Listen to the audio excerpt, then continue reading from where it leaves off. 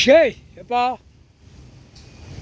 டெல்லியில் மகாராஷ்டிராவில் தரமாக கணக்கு போடுதேன்ப்பா. அரசியல்வாதிக்கு மொய் வைக்கார். மொய்ன்னு என்னன்னு தெரியுதா?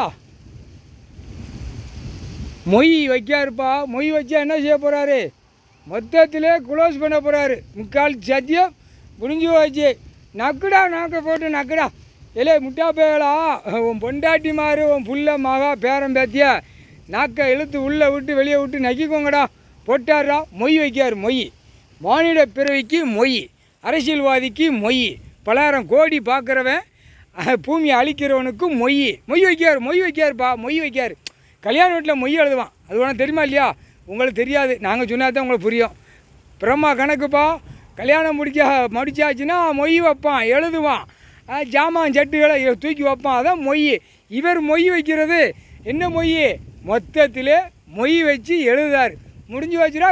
கண்டார வழிமான அரசியல்வாதி மூட்டா குய்மான சுரட்டி மண்ட குய்மக்கா சோழி முடிச்சுட்டாரா. முடிஞ்சு வச்சுரா. கணக்கு முடிஞ்சு வச்சு மொய் வைக்காரா. மொய் வைக்காரு. புரியுதா? பத்திரம் எழுதுகிறவனுக்கும் மொய், பத்திரம் போடுத அதிகாரிகளுக்கும் மொய். வெளியில் வென்று கூவா கூப்பிட்டு மொய் இடத்த வச்சு எழுதானா அவனுக்கும் மொய். அவன் பொண்டாட்டி மாறுக புள்ள மாறுக மொய் எழுதி அவனும் சேர்த்து மொய் எழுதி போயிடுவான். முடிஞ்சு வச்சுரா. அவங்களுக்கு பூமியில் எழுதுகிறவன் நக்கிறவனுக்கும் மொய் எழுதிட்டார். 2ஆம் நம்பர் வியாபாரமாக்கானா அவனுக்கும் மொய் வச்சுட்டார். மொய் விருந்து வைக்காரா. கண்டார வழிமான பிதிக்கி எடுத்து போடுவார். முக்கால்